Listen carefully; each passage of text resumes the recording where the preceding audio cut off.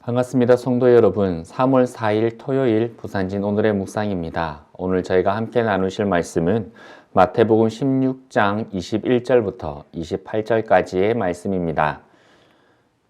이때로부터 예수 그리스도께서 자기가 예루살렘에 올라가 장로들과 대제사장들과 서기관들에게 많은 고난을 받고 죽임을 당하고 제3일에 살아나야 할 것을 제자들에게 비로소 나타내시니 베드로가 예수를 붙들고 항변하여 이르되 주여 그리 마옵소서 이 일이 결코 주께 미치지 아니하리이다. 예수께서 돌이키시며 베드로에게 이르시되 사탄아 내 뒤로 물러가라. 너는 나를 넘어지게 하는 자로다. 내가 하나님의 일을 생각하지 아니하고 도리어 사람의 일을 생각하는도다 하시고 이에 예수께서 제자들에게 이르시되 누구든지 나를 따라오려거든 자기를 부인하고 자기 십자가를 지고 나를 따를 것이니라. 누구든지 제 목숨을 구원하고자 하면 잃을 것이요 누구든지 나를 위하여 제 목숨을 잃으면 찾으리라. 사람이 만일 온 천하를 얻고도 제 목숨을 잃으면 무엇이 유익하리요? 사람이 무엇을 주고 제 목숨과 바꾸겠느냐? 인자가 아버지의 영광으로 그 천사들과 함께 오리니 그때에 각 사람이 행한 대로 갚으리라.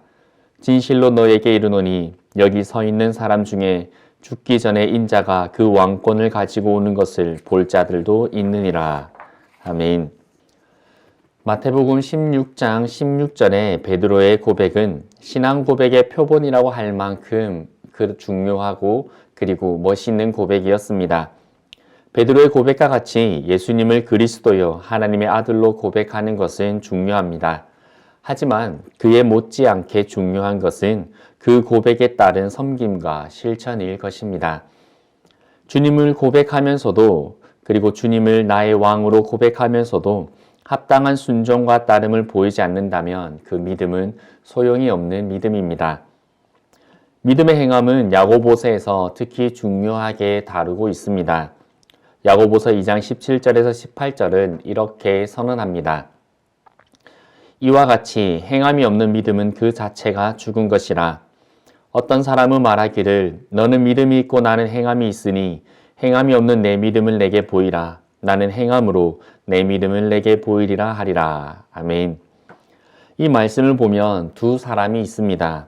한 사람은 나는 믿음이 있다라고 말하는 사람이고 한 사람은 자신의 믿음에 맞는 행동을 하는 사람이었습니다.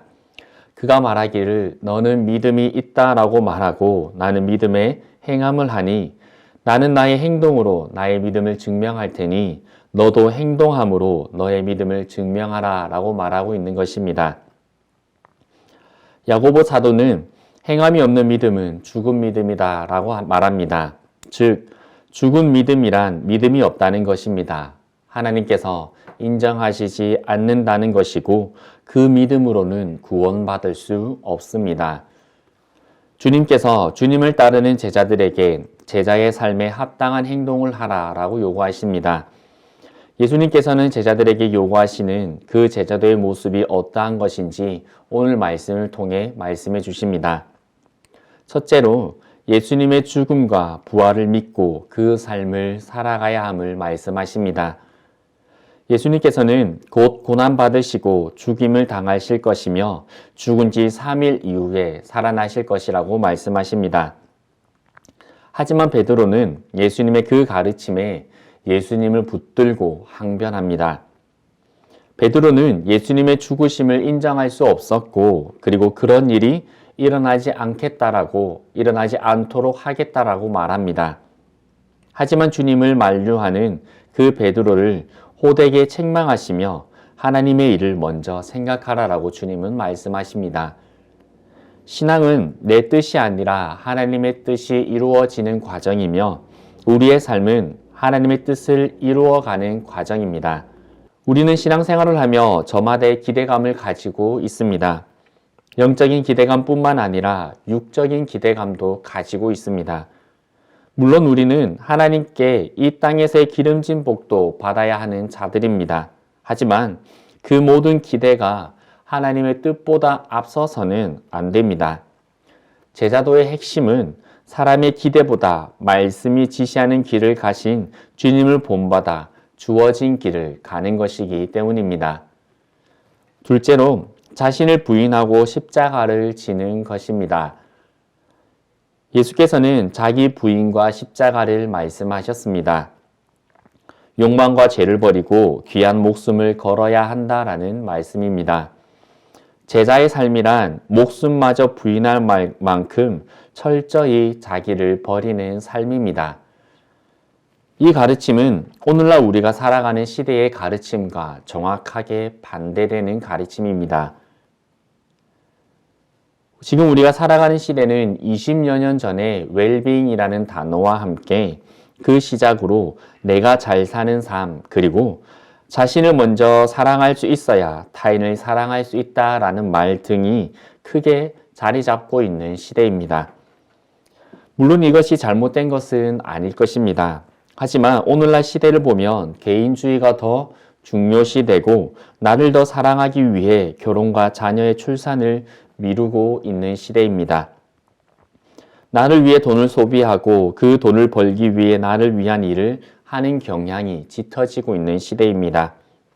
아르바이트생을 고용해 보신 적이 있는 분들이라면 그리고 그분들의 얘기를 들어보면 오래 일할 것처럼 그들이 하여서 학생들이 취업을 하였다가 하루 이틀 일하고 그만두면서 그 일한 만큼의 돈을 요구하는 사례들도 많다라고 말씀합니다.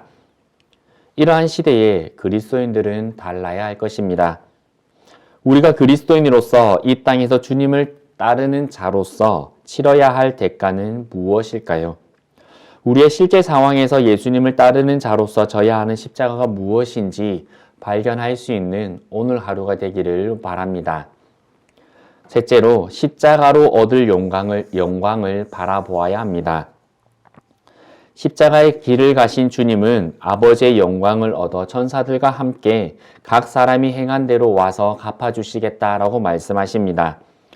목숨을 버린 자에게는 영생으로, 목숨을 위해 진리를 저버린 자에게는 영벌로 갚으시겠다라고 말씀하십니다. 십자가가 끝이 아니다라는 것입니다. 십자가는 영광에 이르는 관문이요 천국의 열쇠가 되는 것입니다. 인내로 십자가를 지고 따르는 우리의 삶이 되기를 소망합니다.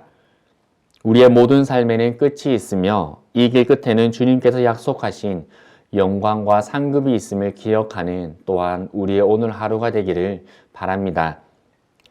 동상이몽이라는 말이 있습니다. 같은 침대에 누워있지만 다른 꿈을 꾸고 있는 것을 말합니다.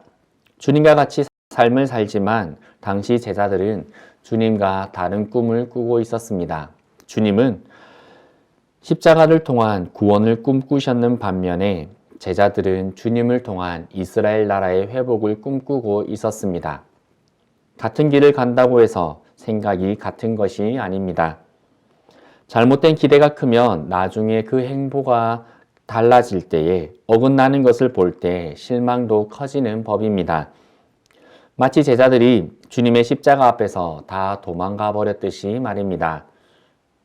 주님을 따르며 우리는 무엇을 기대하며 살고 있습니까?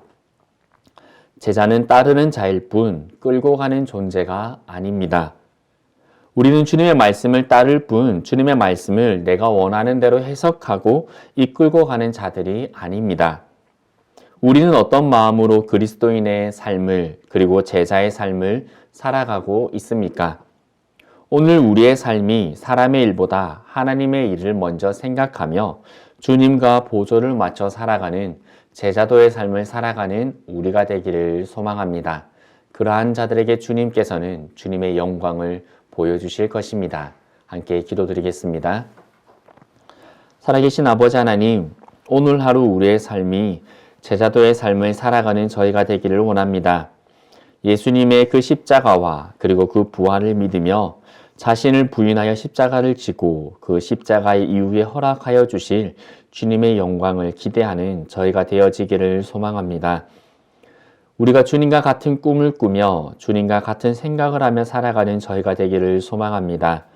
그리하여서 나중에 우리의 삶을 되돌아보았을 때에 주님의 발자국과 동일하게 살아갔던 우리의 발자국을 바라볼 수 있는 우리의 마지막의 시간들이 되기를 소망합니다. 오늘 하루 그렇게 제자도의 삶을 살아가는 저희가 될 수 있도록 성령님 도와주옵소서. 예수 그리스도 이름으로 기도드리옵나이다. 아멘.